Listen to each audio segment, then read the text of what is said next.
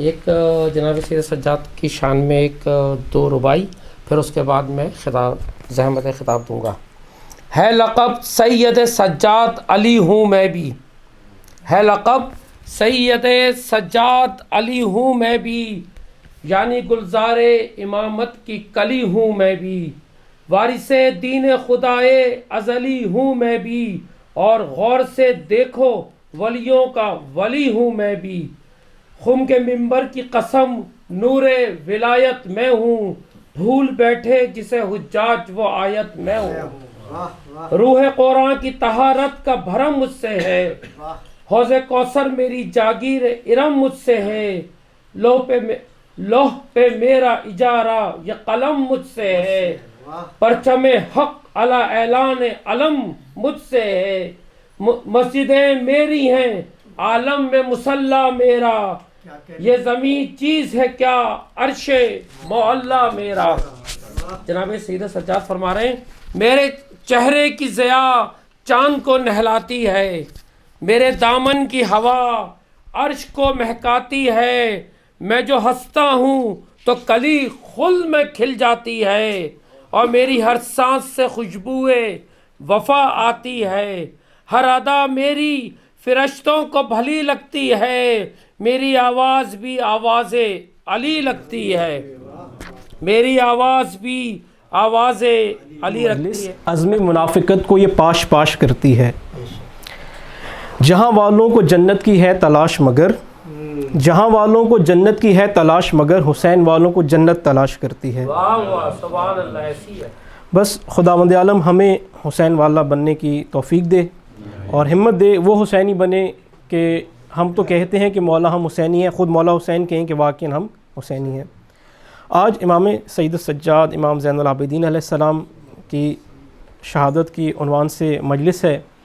25 محرم کی روایت ہے مشہور کہ جس میں امام کی شہادت ہوئی، اور امام کی اگر تاریخ پیدائش کو دیکھا جائے تاریخی حوالے سے تو 38 ہجری امام کی تاریخ پیدائش آتی ہے، اور اس حوالے سے اگر ہم تاریخ میں دیکھیں تو امام نے مختلف ادوار گزارے۔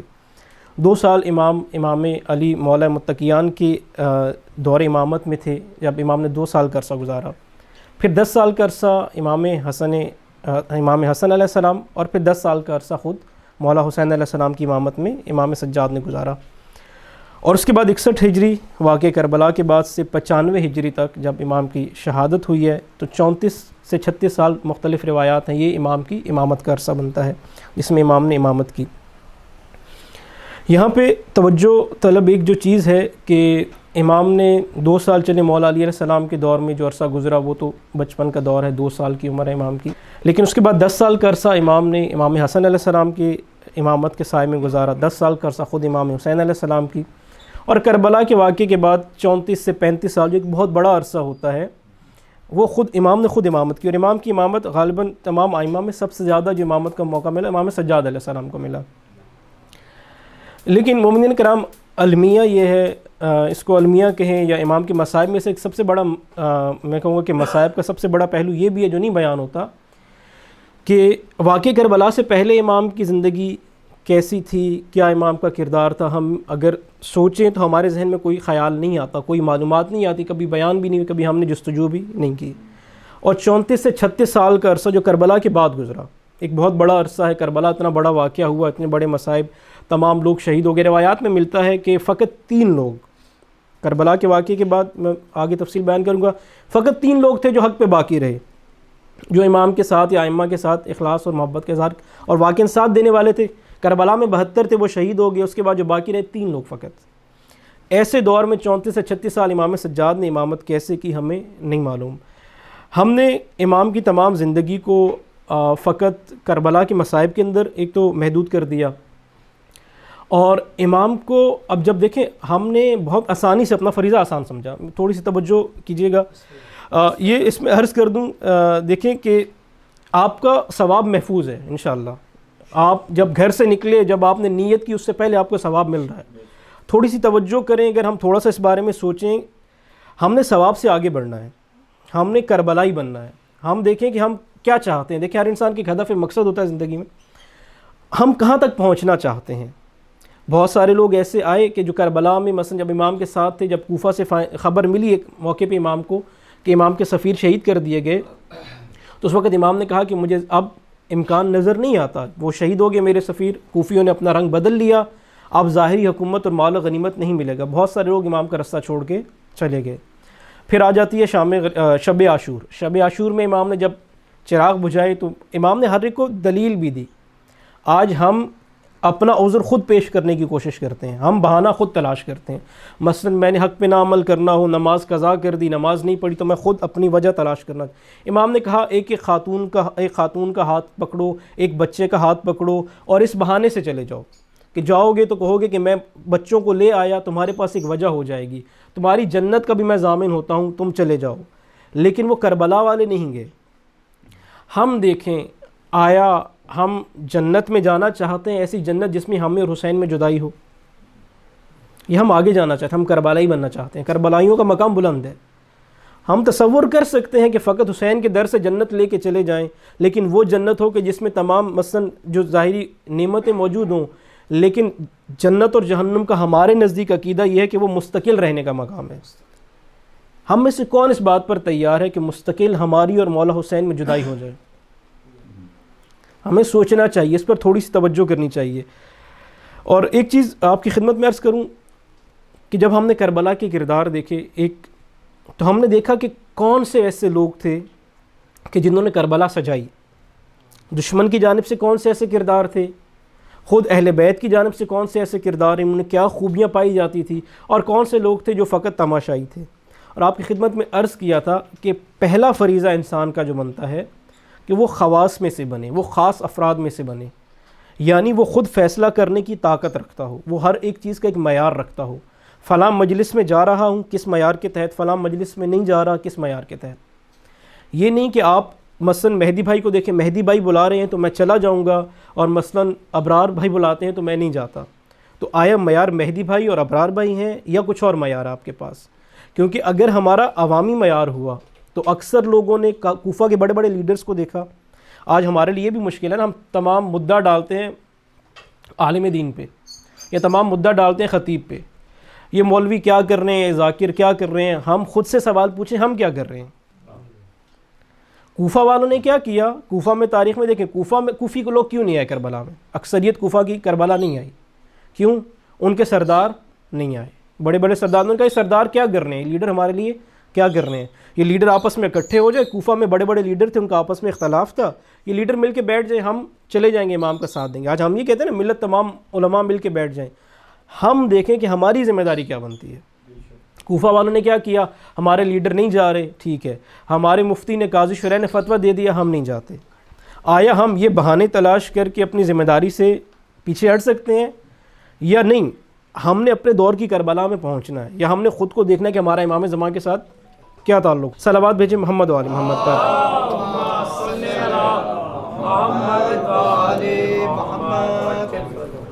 اس میں ایک چیز آپ سے یہ بھی عرض کی تھی کہ ہماری جو نوجوان نسل ہے، ہماری آنے والی نسل ہے، ہم نے پاکستان سے عزاداری ایک سلسلہ گزارا، ہر ایک نے، آپ سارے بزرگ ہیں، اکثر آپ نے ایک بہت بڑا وقت گزارا، اور پاکستان میں ہماری ایک انداز میں تربیت ہوئی کہ یہ عزاداری ہماری شہرگ حیات بن گئی، اور بہت ساری چیزیں ہم نے عزاداری میں قبول کی، بہت ساری چیزیں ہم نے سوال بھی نہیں کیا، کبھی سوچا بھی نہیں، فقط مان لیا عقیدت کے عنوان سے۔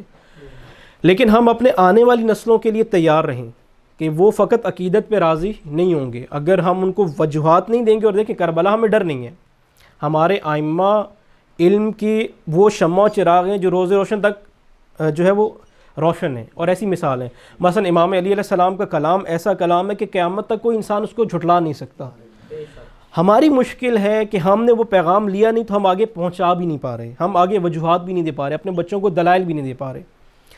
یہ عرض کیا تھا کہ دوہرے معیار نہ رکھیں۔ ہم دیکھیں کہ ہم اپنی زندگی میں چھوٹی چھوٹی چیزیں جو ہمیں فرق کریں گی۔ آپ کو کہا کہ دیکھیں مجلس ہے، ہم دیکھیں کہ آیا میں مجلس کا جب انعقاد کرتا ہوں، اور جیسی مجلس میرے نام سے آتی ہے کہ میں مثلا افسر فلاں میرے گھر پہ مجلس ہے، تو میں اس مجلس کا اہتمام کس انداز میں کرتا ہوں، لوگوں کو دعوت کس انداز میں دیتا ہوں، اور وہی مجلس مثلا جعفری صاحب کے گھر ہوتی ہے تو پھر میں کیا کرتا ہوں؟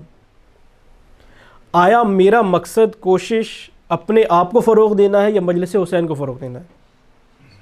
آیا اس میں فرق پایا جاتا ہے؟ اگر فرق پایا جاتا ہے تو سوچے فرق کی وجہ کیا ہے۔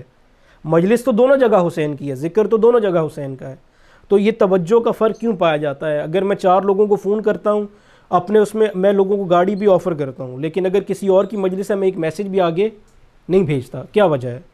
یہ چھوٹے چھوٹے معیارات، چھوٹے چھوٹے، اور بعض اوقات ایسی چیزیں بھی اس ممبر سے مثال کے طور پہ ہم عقیدت میں ہر چیز پہ نعرہ نہ لگائیں، ہم عقیدت میں ہر خطیب کی بات کو سن کے خاموش نہ ہو جائیں۔ مثلا ایک واقعہ بیان کیا جاتا ہے کہ ایک شاعر آیا، ایک خطیب آیا، ایک ذاکر آیا، اس نے کہا کہ میں نے فلاں شعر ایک ہندو کی قبر پہ پڑھا، کتبے پہ، اس نے بہترین شعر پڑھا، نیچے سے نعرے لگے، اور اس کے بعد کا خطیب آیا، اس نے کہا کہ تم کیا لوگ ہو، کیا بیوقوف ہو، کبھی تم نے سوچا ہے ہندو مذہب میں لاش کو جلا دیا جاتا ہے، تو قبر اور قبر کا کتبہ کہاں سے آیا؟ تو عوام نے اس کو بھی نعرے لگا کے داد دے کے دونوں کو گھر بھیج دیا۔ تو ہم اس طرح کا اگر معیار رکھیں گے تو کل کو ہمارے بچے ہم سے سوال پوچھیں گے کہ یہ کیا بات ہو رہا ہے۔ اور مصائب کے حوالے سے بھی ایک کہا جاتا ہے خطیب کو کہ آپ سخت مصائب پڑھیں۔ معذرت کے ساتھ ہمارے گاؤں میں جو ایک سلسلہ ہوتا رہا کہ جناب علی اصغر کو تیر لگا، یہ بہت سخت مصائب ہیں، لیکن وہ اس کو سخت کرنے کے لیے خطیب ہر سال تیر کا وزن بڑھا دیتا تھا۔ اب جب آپ ایسی گفتگو ممبر سے کریں گے، آپ کہیں کہ 10 یا 15 کلو کا تیر تھا، تو آپ کا بچہ سوچے گا کہ 15 کلو کا کون سا تیر ہوتا ہے، اور جب آپ کو کہے گا کہ بابا 15 کلو کا تیر کہاں ہوتا ہے، اتنا بڑا تیر دکھائیں مجھے آج، اور آپ اس کو ڈانٹ کے سختی سے چپ کرا دیں گے کہ یہ بات نہیں کرتے، بدتمیزی ہے، وہ اس وقت تو آپ کی بات مان لے گا، لیکن کیوں آج کی دنیا لاجک پہ چلتی ہے، جیسے ہی آپ کا اثر ختم ہوگا وہ بچہ کہے گا کہ شاید جو مصائب واقعی بھی بیان ہو رہے ہیں غالباً وہ بھی جھوٹے ہیں، نعوذ باللہ۔ تو ہم کوشش کریں کہ جو بھی یہاں سے گفتگو ہو رہی ہے اس کا حصہ بنیں، اور جب آپ تمام لوگ بانی ہوں گے، آپ تقاضا کریں گے، جیسا آپ تقاضا کریں گے ویسے یہاں سے مواد دیا جائے گا، آپ روکیں گے، آپ سوال پوچھیں گے، آپ بعد میں حصہ بنیں گے مجلس کا۔ اب ایک خوبصورت بات، کیونکہ ایک چیز تھی کہ بہت ساری چیزیں، شاید جو مشرع محرم ہوا تو اس میں بہت ساری مسائل کے بارے میں آگاہی، مثلا مسائل بھی بات کی، تو ایک دوست نے اچھا اشارہ کیا، میں شکر گزار ہوں ان کا، انہوں نے کہا کہ آقا آپ مسائل بڑے بیان کر دیے، مثلا آپ مسائل ہی بیان کرتے ہیں، حل بھی بتائیں کوئی، درست بات ہے ان کی، لیکن مجھے جو اچھی چیز لگی کہ تمام لوگوں میں سے جتنے لوگ وہاں پہ شریک ہوتے رہے، ایک شخص نے آ کے اتنا کہا کہ وہ سن رہا تھا گفتگو کہ ہاں مسائل بہت سارے بیان ہو رہے ہیں، مثلا ممبر کے یہ مسائل نے بیان کیے، یا نوحہ خانوں کے یہ مسائل نے کچھ اشارہ کیا، تو وہ توجہ تھی کہ ہاں مسائل تو بیان کر رہے ہیں، حل بھی بیان کریں، یعنی یہ شخص چاہتا ہے کہ کچھ حل بھی دیا جائے تاکہ ہم کچھ عمل بھی کریں۔ باقی اکثریت نے کہا آپ نے بہت اچھی باتیں کی، ماشاءاللہ بہترین، قبول فرمائیں، اور تعریفیں کی، ظاہراً تعریفیں کی، ٹھیک ہے تعریف کرنے سے، لیکن عملاً آگے بڑھ کے اب کیا کرنا ہے، ہم کیا کر سکتے ہیں، مثلا یہ گفتگو نہیں ہوئی، مثلا ہم نے مجلس عشرہ ہم نے منعقد کیا، تو ہم یہ جو چھوٹی چھوٹی خامی آپ نے نشانے کی، اچھا آپ نے اتفاق بھی کیا، ایک یہ چیز بھی ہے، مثلا ایک خامی کا اشارہ کیا، ایک بات کا اشارہ کیا آپ کی خدمت میں، آپ کہیں کہ نہیں یہ مسئلہ نہیں پایا جاتا، تو گفتگو مختلف ہے کہ یہ مشکل ہماری مشکل نہیں ہے، آپ نے اقرار کیا کہ فلاں فلاں مشکل بھی ہے، لیکن اس کے بعد اس کے حل کے لیے کوئی گفتگو، کبھی بیٹھیں، کبھی کچھ ہو کہ ہم ان چیزوں کو حل کیسے کر سکتے ہیں عملی طور پہ، کسی نے نہیں پوچھا، تو ہم دیکھیں کہ ہم عملاً کیا چاہتے ہیں۔ گفتگو آپ کی خدمت میں عرض کیا تھا کہ امام نے فرمایا کہ مجھے وہ مجلس پسند ہے، جب یہ میں نے سوال پوچھا ممبر سے تو مجھے خود بھی ایک بار شرمندگی ہوئی کہ امام کے نزدیک مقبولیت کا معیار کیا ہے، مجلس کا عوامی معیار کیا ہے، نعرے لگ جائیں، مجمع زیادہ ہو جائے، یا خطیب کا ریٹ زیادہ ہو، یہ مقبولیت کا معیار ہے، لیکن ائمہ کے نزدیک مقبولیت کا کیا معیار ہے؟ تو جب اس پہ بات ہوئی تو میں نے جا کے کچھ سننے کی کوشش کی، جاننے کی کوشش کی، تو امام نے کہا کہ ایک مجلس جو ہمیں پسند ہے کہ جہاں سے جب ایک مومن آئے تو اپنے وجود میں کوئی تبدیلی محسوس کرے اور کچھ لے کے جائے۔ کیوں ہم فرش عزا کو کیا سمجھتے ہیں، ہم خیام حسینی سمجھتے ہیں، تو ہم دیکھیں کہ اگر ہم خیمہ حسینی میں 10 دن رہے، 20 سال رہے، 40 سال رہے، تو خیمہ حسینی سے ہم نے کیا لیا؟ تاریخ میں دیکھتے ہیں زہیر ابن کین تھوڑی دیر کے لیے آتے ہیں، تبدیل ہو کے چلے جاتے ہیں، ہر آتے ہیں، کیا حالت ہوتی ہے، لیکن تاریخ میں یہ کردار بھی ہے کہ عمر سعد آتا ہے، امام کہتے ہیں کہ میں تمہارا گھر بچا لوں گا، تو کہتا ہے کہ امام میری اولاد، میرے باغات، میری فلاں، اور آخر میں نامراد لوٹ کے چلا جاتا ہے۔ تو خدا نہ کرے کہ ہم امام حسین کے خیمے میں آئیں، ہم مولا کی مجلس میں آئیں، اور جہاں پہ قربانی دینے کی باری آئے تو ہم کہیں کہ مولا میری اولاد بھی بچا لیں، میرا گھر بھی بچا لیں، میری فلاں چیز بھی بچا لیں، اور وہ بچاتے بچاتے ہمارا حال عمر سعد والا ہو جائے کہ ہم کچھ بھی نہ بچا پائیں، نہ اپنا دین بچا پائیں، نہ اپنی دنیا بچا پائیں۔ صلوات بھیجیں محمد وعلی محمد پر۔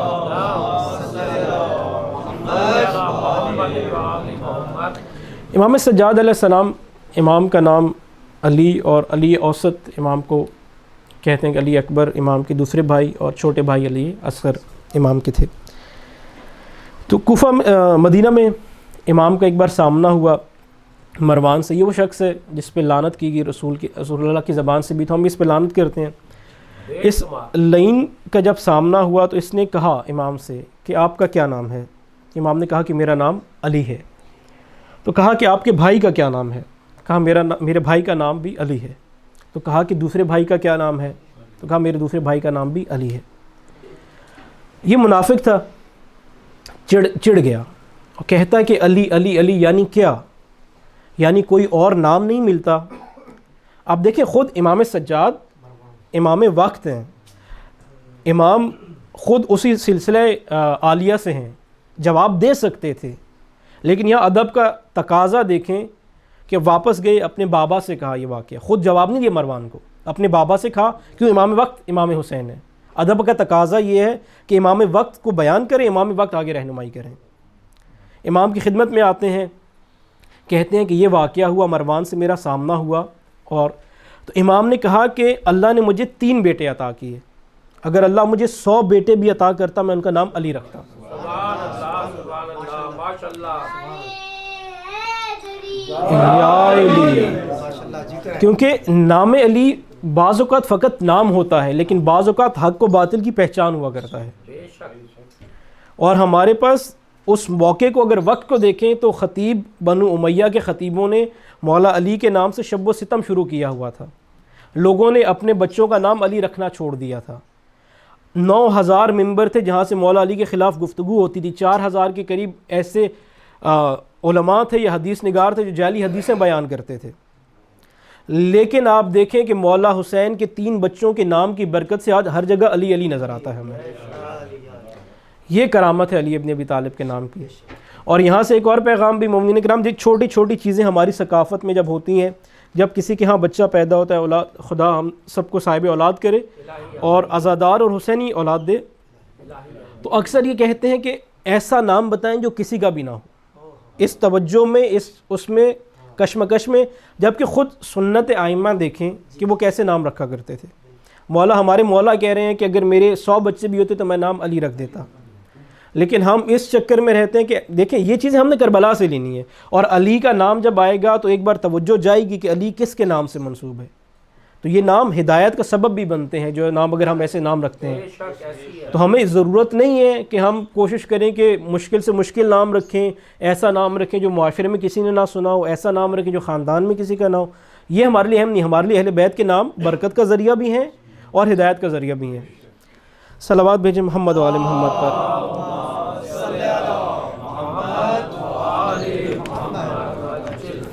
بارہ دیگر صلوات بھیجیں محمد وعلی محمد۔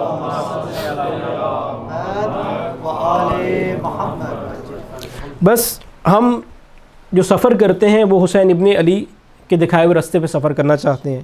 شاعر کہتا ہے کہ گر حسین نہیں ہے بہشت کا رستہ، گر حسین نہیں ہے بہشت کا رستہ تو بنا ہی نہیں کوئی دوسرا رستہ، جو راستہ کبھی سورج نہیں دکھا پایا، جو راستہ کبھی سورج نہیں دکھا پایا، دیا بجھا کے شے نے دکھا دیا رستہ۔ شب عاشور میں مولا حسین نے اس چراغ کو بجھا کے بہشت کا رستہ دکھا دیا۔ بس مومنین کرام، ہم آتے ہیں حالات پہ، ہم توجہ کریں، واقعہ کربلا برپا ہوتا ہے۔ مولا حسین علیہ السلام کیسی شخصیت ہیں کہ تھوڑا عرصہ پہلے لوگوں نے ان کو رسول اللہ کے شانوں پر دیکھا ہے۔ اس معاشرے میں اگر اس وقت کوئی بلند ترین، بزرگ ترین، صاحب احترام ترین شخصیت اور گھرانہ تھا تو فقط اہل بیت کا گھرانہ تھا۔ اس گھرانے پر حملہ ہوتا ہے، کربلا میں ظلم و ستم ہوتا ہے، دہشت گردی ہوتی ہے۔ اچھا، عموماً آپ دیکھتے ہیں کہ جب بھی لڑائی ہوتی ہے، دہشت گردی ہوتی ہے، اس طرح کا کوئی واقعہ ہوتا ہے تو قتل کے بعد معاملہ رک جاتا ہے، عموماً لوگ اس کے بعد آگے نہیں بڑھتے، لیکن یہاں پہ لاشوں کو پامال بھی کیا گیا، یہاں پہ سروں کو جدا بھی کیا گیا۔ جو مرحلہ بعد میں انجام پاتا ہے یہ ان لوگوں کے لیے ہوتا ہے جو زندہ ہوتے ہیں، کہ جو گزر گئے وہ تو گزر گئے، یہ پیغام دینا ہوتا ہے جو لوگ زندہ ہیں کہ دیکھ لو ان کے ساتھ ہم نے کیا کیا، اور اگر آپ کو ان کا ساتھ دے گا تو کیا ہوگا۔ یہ پیغام زندہ لوگوں کے لیے تھا کہ جو باقی رہ گئے۔ اس کا نتیجہ آپ کی خدمت میں عرض کیا، کیا نکلا؟ فقط 3 لوگ باقی رہ گئے۔ ہم دیکھیں ہمارے نزدیک کیا معیار ہے جب یہ واقعہ، اور اب اس حالت میں دیکھیں اتنی بڑی دہشت گردی ہو گئی، تمام اہل بیت کے گھر کو شہید کر دیا گیا، خیموں پہ جو ظلم ہوا وہ مصائب اپنی جگہ، تمام کچھ ہو گیا، ایسے میں امام سجاد کو امامت ملی ہے۔ 3 لوگ فقط باقی ہیں، یہاں سے امام سجاد نے امامت کو آگے بڑھایا ہے۔ یہ جو کہتے ہیں کہ امام نے نسل مولا حسین کی نسل کو بچا لیا، درست ہے بچا لیا، امام نے اپنے گھرانے کو بچا لیا، لیکن سب سے بڑھ کے امام نے اسلام کو اور اس دین کو بچایا، کیونکہ امام اپنے گھر کا امام نہیں ہوتا، امام امت کا امام ہوا کرتا ہے۔ آئے ہم دیکھیں کہ جب یہ قافلہ کوفہ میں آتا ہے، اب ہم نے اپنی ذمہ داری بھی دیکھنی ہے، ہم نے اپنا معیار بھی دیکھنا ہے۔ جیسے یہ قافلہ کوفہ میں داخل ہوتا ہے، ہم دیکھتے ہیں کہ کوفہ، اب دیکھیں کوفہ کے لوگوں کے دلوں میں، میرے سوال آپ تھوڑا سا خود جواب دیجئے گا اور توجہ کیجئے گا، کوفی لوگ جو وہاں پہ موجود تھے، آیا ان کے دل میں امام کی محبت اور گھرانے کی محبت پائی جاتی تھی یا نہیں پائی جاتی تھی؟ پائی جاتی تھی۔ اچھا، جذباتی اور احساساتی وابستگی بھی تھی ان کے، اس میں بالکل پائی جاتی تھی۔ اس کے بعد وہ گریہ و زاری بھی کر رہے تھے امام کی غم میں یا نہیں کر رہے تھے؟ ہم دیکھیں کہ ہم نے کن چیزوں پہ اکتفا کر لیا، یا اگر ہم ایک مومن کی نشانی دیکھیں، یا آج اگر ہم کسی کو شیعہ قرار دیں یا خود کو شیعہ سمجھیں، دل میں محبت ہو، احساس و جذباتی وابستگی ہو اور آنسو بھی بہائے، ہم ان 3 چیزوں پہ آ کے رک جاتے ہیں کہ یہ 3 معیار ہیں، اس میں جو بھی آتا ہے وہ مومن ہے، وہ شیعہ ہے، وہ حسینی ہے۔ یہ تینوں معیار کوفہ کے لوگوں میں ہم دیکھتے ہیں کہ پائے جاتے ہیں۔ اچھا، جب آئے، جب بی بی کو دیکھا، جب دیکھا کہ اہل بیت کے گھرانے کو شہید کر دیا گیا، انہوں نے پشیمانی کا اظہار بھی کیا، آنسو بھی بہائے۔ توجہ یہاں رکھیے گا۔ اس کے بعد میرا سوال ہے آپ سے، انہوں نے وہ کیا جو ان کو کرنا چاہیے تھا یا نہیں کیا؟ نہیں کیا۔ مثلا پشیمان تھے، آنسو بہائے، کہا کہ ہم سے غلطی ہو گئی، کہا ہم کربلا نہیں آ سکے، دل میں غم بھی ہے، محبت بھی ہے، اس کے بعد کیا کرنا چاہیے تھا؟ کم از کم یہ کرتے کہ وہاں پہ دارالامارہ پہ حملہ کرتے، قافلے اسیران کو آزاد کرا لیتے، ابن زیاد کو مار دیتے یا بھگا دیتے۔ یعنی کیا نتیجہ؟ آپ کے دل میں محبت بھی ہو، آپ جذباتی وابستگی بھی رکھتے ہوں، آپ آنسو بھی بہاتے ہوں، جب تک عمل میں وہ کام نظر نہیں آئے گا جو اہل بیت چاہتے ہیں، تب تک ہم حسینی نہیں بن سکتے۔ یہ وہ لوگ ہیں کہ 50 سال پہلے، 60 سال پہلے انہوں نے تمام کارنامے کیے۔ مثلا رسول اللہ کے ساتھ انہوں نے بدر کی جنگ لڑی۔ بدر کی جنگ بہت مشکل ہے، اس وقت 313 لوگ آگے تھے، لیکن مشکل وقت تھا اسلام پہ۔ انہوں نے ہجرت بھی کی، اپنے گھر بھی چھوڑے، انہوں نے قربانیاں مالی اعتبار سے بھی دی۔ جب ہجرت کر کے آگے وہ جو مفافاقات مدینہ ہوا تھا، معذرت، تو اس میں تقسیم ہوا تو لوگوں نے اپنے آدھے آدھے گھر بھی دے دیے۔ اچھا، رسول اللہ نئے تھے مدینہ میں اس وقت، اب ان لوگوں نے اہل بیت کے گھرانے کو 10 سے 20 سال، 30 سال، 40 سال کا عرصہ دیکھا، اخلاق کردار دیکھ لیا، اب رسول اللہ بھی جانے پہچانے تھے، اب اہل بیت بھی جانے پہچانے تھے، پھر کیوں نے ساتھ دیا؟ وہ کون سی ایسی خامیاں تھی یا کون سی ایسی چیزیں تھیں جو معاشرے میں پائی گئی کہ جس کی وجہ سے، کیونکہ ہمیں بھی دیکھنا ہے، ایسا نہ ہو کہ ہمارے زمانے کے حسین کا وقت آئے اور ہم انہی مسائل کا شکار ہو جائیں۔ صلوات بھیجیں محمد وعلی محمد۔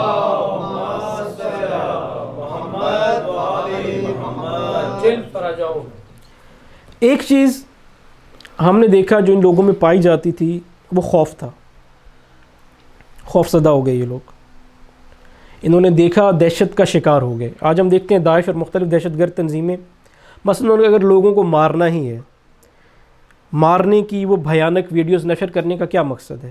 وہ ہمیں ڈرانے کا مقصد ہے۔ दहशत ज़दा हो जाए, मसलन मालूम हो जाए कि फ़लाँ जगह दाइश आ गई, इराक़ के अक्सर इलाके में ही हुआ। जब इन्होंने शुरू में ये कार्रवाइयाँ की, कुछ वीडियोज़ बना के अपलोड की, जहाँ जहाँ ये आए लोग फ़रार इख्तियार कर गए, फ़ौजें फ़रार इख्तियार कर गई। लेकिन जहाँ पे हैदर करार के मानने वाले आए, एक वाक़या जो इनका इराक़ का कुर्द नशीन इलाका है कि जहाँ पे इन्होंने मुकम्मल कब्ज़ा कर लिया था, तो उन्होंने मदद मांगी, कोई मदद को नहीं आया। तब वहाँ पे शहीद सुलेमानी और इनके जब लोग गए तो इनका नाम सुन के वो दहशत ज़दा हो गए और वहाँ से फ़रार इख्तियार के उनको हारना पड़ा। तो मोमिन ऐसा होता है कि जिससे ये कुफ़ार, ये दहशतगर्द दहशत ज़दा हो जाए। मोमिन दहशत ज़दा नहीं होता। हम देखें कि आया हम दहशत ज़दा हो जाते हैं, आया हम खौफ खा जाते हैं। खौफ जान का भी हो सकता है, खौफ माल का भी हो सकता है, खौफ नौकरी का भी हो सकता है, खौफ औलाद का भी हो सकता है। कूफा वालों ने पामाल लाशें देखी थी, कूफा वालों ने वो जुल्म बर्बरियत देखी थी जो हमने नहीं देखी। हम देखें हम किस चीज़ से खौफज़दा हो जाते हैं। कई जगहों पे हक़ की बात आती है, हमें मालूम है फ़लाँ बात गलत हुई आज, चाहे मजलिस में गलत हुई, चाहे किसी ने गलत कलाम पढ़ दिया, हम खौफज़दा होते हैं। मसलन मिसाल के तौर पे मेहदी भाई हैं, उनके बेटे ने कलाम गलत पढ़ दिया या कोई बात ऐसी गलत की जो अहले बैत के अकायद से मसलन दुरुस्त नहीं थी या कुरान के सरियन ख़िलाफ़ थी। हम खौफज़दा हो जाते हैं, मेहदी भाई से मेरी सलाम दुआ अच्छी है तो मैं इनको नहीं बयान करता, ये एतराज़ नहीं करता, हम खौफज़दा हो जाते हैं। अच्छा, खुदा न खास्ता अभी यहाँ पे हमें आज़ादी हासिल है मुकम्मल, अगर यहाँ पे कुछ सख्ती ऐसी आए कि मजलिस में जो शिरकत करेगा उसकी एक फ़ाइल बनना शुरू हो जाएगी, हुकूमत एक फ़ाइल बनाना शुरू कर देगी, उसके नतीजे में हो सकता है मसलन आपको कर्ज़ा ना मिले, मसलन अगर किसी की नेशनैलिटी का मसला, उसको नेशनैलिटी ना मिले, ये बात हमें मालूम हो जाए, उसके बाद हम कितने आज़ादी के साथ मजलिस में शरीक करेंगे, कितने शिरकत करेंगे। मैं ख़ुद अपने आप से सवाल पूछूं, आया मैं शिरकत करूँगा? अगर ये छोटे छोटे खौफ हमारे दिल में इतने बड़े खौफ हैं तो हम कूफा वालों से किस मुंह पर लानत करते हैं कि जिन्होंने इतनी बड़ी दहशतगर्दी देखी, जिन्होंने देखा कि उस वक्त की सबसे अजीम शख्सियत को इस बेदर्दी से शहीद कर दिया गया। आज देखें हमारे मुआशरे में, देखें ना, आज हमारी सबसे बड़ी शख्सियत हमारे मराजीन कराम है। अगर मराजीन कराम के साथ ऐसा कोई वाक़या हो जाए, कोई हुकूमत ऐसी दहशतगर्दी कर दे, उसके बाद आप में क्या हैसियत रह जाती है कि अगर कोई डरेगा, कोई तकद्दुस का ख्याल रखेगा तो आज मुजतहिद के तकद्दुस का ख्याल रखेगा ना। उस दौर में इनसे बढ़ के मौला हुसैन की शख्सियत थी। आज ऐसा कोई वाक़या हो जाए, आज हमारे मोहल्ले, हमारे यहाँ मसलन उलमा है, अगर आज बेल्जियम में कार्रवाई खुदा न खास्ता होती है, शिया उलमा के ख़िलाफ़ हो जाती है, कोई ऐसी बात हो जाती है, तो सबसे ज़्यादा मोतबर तो वो शख्सियत है, एहतराम भी सबसे ज़्यादा उनका होना भी चाहिए। अगर उन पे मुश्किल वक्त आ जाए, हम में से कितने साथ खड़े होंगे? हमें मालूम है कि अगर उनको नहीं छोड़ा तो हमें कौन छोड़ेगा। तो ये मुआख़ज़ा करने की ज़रूरत है, ख़ुद अपने आप से सवाल करने की ज़रूरत है कि मैं कहाँ खड़ा हूँ, और इससे हमने बेहतर होना है, इससे हमने आगे जाना है। हमने एक वाक़या देखा फिर कि जब ये वाक़या होता है, जब आ जाते हैं, उबैदुल्लाह का दरबार है, एक नाबीना है, अब्दुल्ला उनका नाम है गालिबन, उसको नहीं मालूम, लेकिन जब उसको मालूम हुआ कि मौला हुसैन का सर लाया गया और ये वाक़या हुआ, तो उसने कहा कि इब्ने ज़ियाद तुझ पे भी लानत हो, तेरे बाप पर भी लानत हो, तू जो कुछ बयान कर रहा है गलत बयान कर रहा है। उसने एक शोर किया और उसने कहा कि तूने हक़ नहीं बयान किया। इसको इब्ने ज़ियाद कहता है कि कत्ल कर दो। फ़ौरन से हमला होता है, जैसे ही हमला होता है तो ये अपने कबीले का नाम पुकारता है, इसके कबीले के लोग तलवारें निकाल के खड़े हो जाते हैं। इब्ने ज़ियाद कहता है, अब समझ जाता है कि अब लड़ाई हो जाएगी, मामला ख़राब हो जाएगा, उसको छोड़ देता है। लेकिन उसी रात में अब्दुल्ला के घर पर हमला कराता है, अब्दुल्ला को मारवा देता है। अच्छा, आप तवज्जो करें, अगर ये वाक़या हमारे साथ हो, मिसाल के तौर पे यहाँ पे कोई बात हो, कोई किसी को यहाँ पे धमकी दे दे, जान से मारने की कोशिश भी करे, हमारे दोस्तों में से यहाँ कोई हो, मोमिनीन में से, हमें मालूम है कि हमने वक्तन तो उसको टाल दिया, लेकिन हो सकता है दोबारा वाक़या भी हो। कबीले के लोगों को आए मालूम नहीं था कि जो दिन में भी कत्ल करना चाहता है रात को कत्ल नहीं करेगा, लेकिन कोई भी मुहाफ़िज़ पहरेदार नहीं था। अब्दुल्ला का बेटा भी था, उसकी फ़कत एक बेटी थी। उबैदुल्ला ने दिन के वक्त में तमाम सरदारों से मामला तय कर लिए और सरदारों ने यह कहा कि देखो हमारी इज़्ज़त का मामला है, हमारे कबीले के नाम का मामला है, दिन में ना मारना, रात में बेशक जाके मार लो। उसमें कुछ को लालच दे दी, कुछ को डरा दिया गया। लालच जिस कबीले कौम में पाई जाती हो उसका भी ये इंजाम है। ہم دیکھیں کہ بطور قوم ہم کہاں کھڑے ہیں، لالچ ہماری کس طرح کی ہے، کتنے مال میں کتنے ریٹ میں کون بکتا ہے۔ اور تیسری چیز کہ قبیلے کے سرداروں نے جب نہیں کہا تو عام عوام، ایک ایلیٹ ہے، میں نے کہا نا ایلیٹ فیصلہ کرتی ہے، آپ پہلے تو ایلیٹ بنیں خود اپنے معاشرے کی، آپ کے معاشرے میں جہاں رہ رہے ہیں جو ہو رہا ہے آپ کا اس میں کوئی کردار ہونا چاہیے۔ کربلائی تماشائی نہیں تھے، جو 72 لوگ آئے ان ہر ایک کے پاس ایک اپنا معیار تھا۔ علی اکبر نے کیا کہا اپنے بابا کو جب مولا حسین نے کہا کہ اے بابا، جب مولا حسین نے کلمہ استجرا پڑھا تو کہا کہ بابا آپ یہ کلمہ کیوں پڑھ رہے ہیں؟ مولا نے بیان کیا وہ واقعہ کہ موت کی طرف جا رہا ہے کارواں۔ تو علی اکبر نے یہ نہیں کہا کہ مولا بابا آپ جا رہے ہیں میں آپ کے ساتھ ہوں، معیار بیان کیا، کہا اے بابا آیا ہم حق پر ہیں؟ کہا بیٹا ہم حق پر ہیں۔ کہا پھر فرق نہیں پڑتا کہ ہم موت پہ جا پڑے یا موت ہم پہ آ پڑے۔ سبحان اللہ۔ اچھا شہزادہ قاسم جب پوچھتے ہیں کہ اے چچا جان میری شہادت کا مقام کیا ہے، تو کہا کہ بیٹا مقام شہادت کل ہونی ہے، پہلے یہ بتاؤ آپ کہ موت کو کیا سمجھتے ہو؟ کہا حق پہ ہو تو شہد سے زیادہ میٹھا۔ یعنی ایک ایک بچہ جو کربلا میں آیا اس کے ہر عمل کے پیچھے ایک معیار پایا جاتا ہے، وہ ایک سوچ لے کے آیا ہے۔ ہم اپنے معاشرے میں ایسے بنے۔ اچھا ان لوگوں نے کیا کیا؟ سرداروں نے ساتھ نہیں دیا، عوام نے اپنے لیے بہانہ بنا دیا۔ ہم اکثر جگہوں پہ اکثر معاملات میں اگر کوئی عالم دین بیان نہ دے، اگر کوئی لیڈر بیان نہ دے، اگر کوئی تقریر کرنے والا ہمیں نہ آگے بڑھائے، ہم اپنی ذمہ داری سے الگ ہو جاتے ہیں، نقصان ہو جاتا ہے، بہت سارے واقعات ہو جاتے ہیں۔ ہم دیکھیں ہم کس طرف کھڑے ہیں۔ اور قبیلے کے سردار، یہاں پہ ایک فرق جو میں نے آپ کی خدمت میں عرض کیا تھا کہ ہماری آپس میں محبت حسینی ہونے کی بنیاد پر ہونی چاہیے۔ ہمارا قبیلہ حسینی قبیلہ ہے، لیکن ہم دیکھیں کہ ہمارے قبیلے، یعنی میری اردو زبان اگر میں بولتا ہوں تو میرے کتنے حسینی ایسے دوست ہیں جو مثلا اردو زبان نہیں ہے، کتنے لوگوں کو میں نے حسین کے نام پہ دوست بنایا ہے۔ ایک مجلس و محفل میں ہم بیٹھتے ہیں، کوئٹہ والا ایک گروپ بن جاتا ہے، ایک پارا چنار والا گروپ بن جاتا ہے، ایک کراچی والا، ایک پنجاب والا، دوستیاں بھی فقط آپس میں رہتی ہیں، آنا جانا بھی فقط آپس میں رہتا ہے، شادی بیاہ مقام آپس میں فقط ان کے آپس میں تقریب ہے، حتیٰ مجالس بھی فقط آپس میں ہوا کرتی ہیں۔ زبان کا مسئلہ نہیں ہے، لیکن پروگرام اس طریقے سے ہم نے سیگریگیٹ کر دیا، فرق کر دیا۔ جہاں پارا چنار والا جاتا ہے وہاں پنجاب والا نہیں جاتا، جہاں پنجاب والا جاتا ہے وہاں کوئٹہ والا نہیں جاتا۔ ان کے لیے مولا حسین کی اہمیت کیا تھی؟ مولا حسین چلے گئے، ان کے قبیلے کا سردار کوئی فلاں قبیلے کا تھا وہ نہیں گیا، یہ نہیں گئے، یہ قبیلے کے سردار کی آواز پہ لبیک کہنے کو تیار تھے، مولا کی آواز پہ لبیک کہنے کو تیار نہیں تھے۔ اگر امام زمانہ آئیں گے، امام زمانہ نہ اردو ہیں، نہ پنجابی ہیں، نہ کوئٹہ کے ہیں، اور ہم دیکھیں گے اچھا امام کے جو اصحاب ہوں گے، ہم یہ دیکھیں گے کہ اگر اردو سپیکنگ ان میں کوئی بھی نہ ہوا تو ہم اس وجہ سے پیچھے رہ جائیں گے کہ مولا آپ نے ہمارے علاقے سے تو کوئی لیا ہی نہیں، ہمارا لیڈر تو آپ نے رکھا ہی نہیں۔ قبائلی عصبیت اور تعصب ان میں پایا جاتا ہے۔ یہ 3 بیماریاں خوف کسی ملت میں پایا جائے وہ کربلا میں نہیں پہنچیں گے، لالچ کسی قوم میں پائی جائے وہ کربلا میں نہیں پہنچیں گے، اور تعصب کسی قوم میں پایا جائے وہ کربلا میں نہیں پہنچیں گے۔ ہمارے پاس 40 حسینی، 40 پہ جائے آپ فرق مٹ جاتا ہے۔ وہاں عرب عجم، یہ تیاری ہے امام زمان کے ظہور کی، یہ اس لشکر حق کی سربلندی کے لیے بلند ترین صلوات۔ نعرہ تکبیر، نعرہ رسالت، نعرہ حیدری۔ بس مومنین کرام 34 سال میں اب آپ فرق دیکھیں کہ ہمارا جو سلسلہ فکر ہے، ہمارا جو پہچان ہے مکتب کی، وہ مکتب فکر جعفریہ کے عنوان سے ہوتی ہے۔ امام باقر کو باقر العلوم کہا جاتا ہے۔ اتنی دہشت گردی ہوئی کہ امام سجاد کے ساتھ 3 لوگ باقی رہ گئے۔ امام سجاد سے کوئی آ کے ملتا نہیں تھا واقعہ کربلا کے بعد، اتنا خوف و ہراس پھیل گیا تھا۔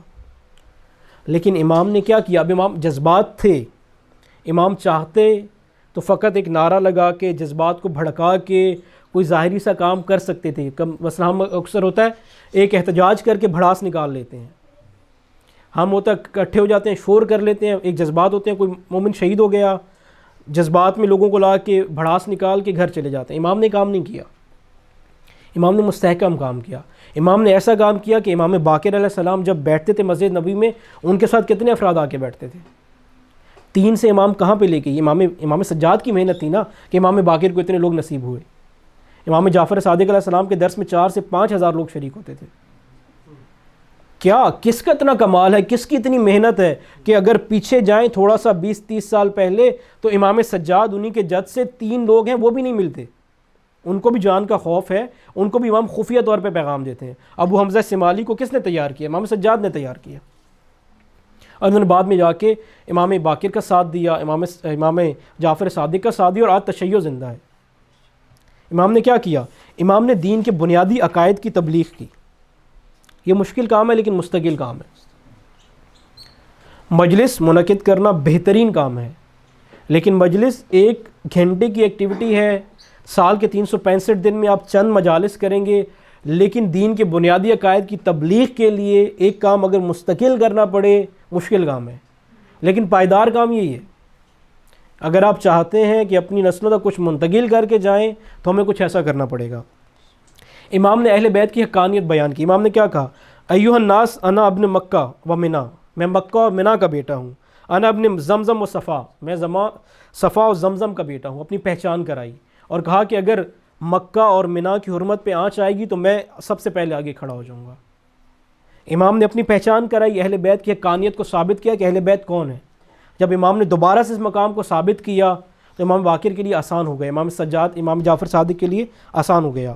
اور اس کے بعد امام نے پیروان آل محمد کو منظم کیا, اور ادارے بنائے, گروہ بنائے, آپس میں ان کا رابطہ قائم کیا, جس کی وجہ سے پیغام آگے چلا. آج ہمیں یہ مستقل اور مضبوط کام کرنے کی ضرورت ہے. ہمیں معلوم ہے جیسے ہم کاروبار کرتے ہیں, جیسے ہم نوکری کرتے ہیں, کوئی بھی سلسلہ کرتے ہیں, جو پائیدار کام ہوتا ہے اس کو مشکل لیکن وقت چاہیے ہوتا ہے. جب ہم وقت دیتے ہیں, اپنی کوشش دیتے ہیں منظم اس کی, تو وہ باقی رہتا ہے. ہم دیکھیں کہ یہ سلسلہ باقی رہے, یہ پیغام آگے چلے, اور ہماری نسلوں میں بہترین انداز میں بڑھے. اور آپ کی خدمت میں عرض کیا تھا کہ کوشش کریں کہ مقامی زبان میں بھی کوئی ایک مومن قربانی دے. پتہ ہے سعادت ہے, قربانی نہیں ہے, لیکن اپنے بچوں میں سے کسی ایک کو تیار کرے جو یہاں کی مقامی زبان میں علوم اہل بیت کو سیکھے پہلے, اور پھر آگے جا کے پیغام پہنچائے. یہاں دیکھیں, یہاں تو دنیا ایک ختم ہو جاتا ہے نا, کہ مجھے بتائیں کہ اس معاشرے میں آپ سب ہم سے پہلے رہتے ہیں, یہاں آیا کوئی ایسا ہے جو بھوک سے مر جائے گا؟ کوئی ایسا ہے کہ جس کو مالی طور پہ بہت مشکلات پیش آ جائیں گی؟ کوئی پریشانی نہیں ہے. لیکن ہاں, ہم نے ایک معیار بنا دیا اہل بیت کے ساتھ. ہم نے جو ظلم کیا اس دین کو, جس کو امام سجاد نے اس حالت میں بچایا, جس کے لیے مولا حسین نے قربانی دی. جو بچہ نہ ڈاکٹر بن سکتا ہے, نہ انجینئر بن سکتا ہے, کوئی کام جس سے نہیں ہوتا, اس کو آخری حد اٹھا کے مدرسے میں ڈال دیتے ہیں. یہ ہم نے ظلم کیا اہل بیت کے ساتھ. مثلا دکھائیں کہ کتنی مثالیں ہیں کہ ہمارا بہترین بچہ یہ ہے, ہم اس کو عالم دین بناتے ہیں, اس کو ہم دین کی تعلیم دیتے ہیں. اور پاکستان میں چلو اگر کوئی بہانہ بنتا نہیں ہے, جتنی قربانی اہل بیت نے دی, جتنی قربانی ہمارے اجداد نے دی, لیکن پاکستان میں چلے بنتا بھی ہے. اگر بچہ کسی کا لائق ہے, وہ ہے, اس نے روزگار کا سلسلہ کرنا ہے, ورنہ اس کے گھر والے شاید بھوک سے مر جائیں.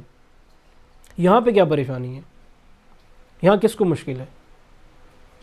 کو تیار کریں, کیونکہ اگلی نسل, جیسے ہم, اگر میں یہاں پہ انگلش میں مجلس پڑھوں, آپ میں سے اکثر لوگ سن لیں گے, تھوڑا بہت سمجھ لیں گے, لیکن آپ کو وہ جذباتی وابستگی کبھی بھی نہیں ہوگی. آپ کے بچوں کے لیے یہاں کی مقامی زبان ان کی جذباتی وابستگی کا سبب ہے. ان کی تمام زندگی اس مقامی زبان کے ساتھ گزری ہے. آپ اس میں پیغام دیں گے, اس میں مثال دیں گے, ان کو سمجھ بھی آئے گی, اور بہترین وہ بچے ہی کر سکتے ہیں جن کو آپ تیار کریں گے. صلوات بھیجیں محمد اور محمد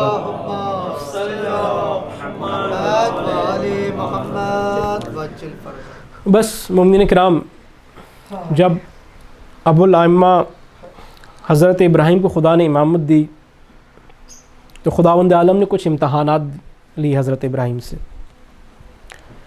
ایک امتحان یہ تھا کہ حضرت ابراہیم کو آگ میں پھینک دیا گیا. جب حضرت ابراہیم آگ میں گئے تو آگ گلزار بن گئی. ایک امتحان حضرت ابراہیم کا یہ تھا کہ کہا اپنے وطن کو چھوڑ دو اور بیابان میں چلے جاؤ. حضرت ابراہیم بیابان میں گئے. کہا وہ بیٹا جو 80 سال کے بعد ملا اس کو قربان کر دو. حضرت ابراہیم نے چھری چلانا چاہی تو اس کی جگہ آپ کو معلوم ہے واقعہ کہ دمبا آ گیا اور چھری نہ چلی. خدا نے اسماعیل کے گلے پہ چھری چلنا وہ آگے کے لیے کہا کہ آخرین میں سے کوئی آ کے قربانی دے گا. لیکن 61 ہجری کربلا میں جب خیموں کو آگ لگی تو وہ گلزار نہ بنی. جب علی اصغر کے گلے پہ تیر لگا تو اس تیر نے گلا علی اصغر کا کاٹ دیا. علی اصغر ایڑیاں رگڑتے رہے لیکن کوئی زمزم جاری نہ ہوا. ہر امام کو بہت مشکل حالت میں امامت ملی لیکن امام سجاد کو بہت مشکل حالت میں امامت ملی. جب مولا مرتبہ امامت پہ فائز ہوئے تو علی اکبر کے سینے میں برچی ٹوٹ چکی تھی. ان کے بابا کا لاشا پامال ہو چکا تھا. اس حالت میں مولا سجاد کو امامت کے منصب پہ بعض لوگ کہتے ہیں اہل سنت یا کوئی اعتراض کرنے والا کہ شیعہ بڑھا چڑھا کے مصائب بیان کرتے ہیں, واقعہ کربلا کو پیش کرتے ہیں. بڑھا چڑھا کے ہم کیا بیان کرتے ہیں کہ غیرت مند بیٹا, جوان بیٹا ہے, اس کے ہاتھ میں ناکے کی نخیل ہے, وہ ناکا کہ جس پہ اس کی مائیں بہنیں پھپھیاں بے سر و چادر بیٹھی ہیں. آیا یہ ہم بڑھا چڑھا کے بیان کرتے ہیں؟ ہر بیٹے کی حسرت ہوتی ہے کہ میرے باپ کو غسل و کفن مل جائے. وہ جوان غیرت مند بیٹا اپنے باپ کے جنازے کے پاس سے بے حسرت سے دیکھتا ہوا جا رہا ہے. آیا ہم یہ بڑھا چڑھا کے بیان کرتے ہیں؟ ظالم کا دربار ہے, ہم کیا بڑھا کے بیان کرتے ہیں؟ کیا مصائب, کیا انسانیت نہیں ہے لوگوں میں؟ وہ منظر ہے کہ خوب غیرت مند بیٹا کھڑا ہے, اس کی مائیں بہنیں دربار میں کھڑی ہیں.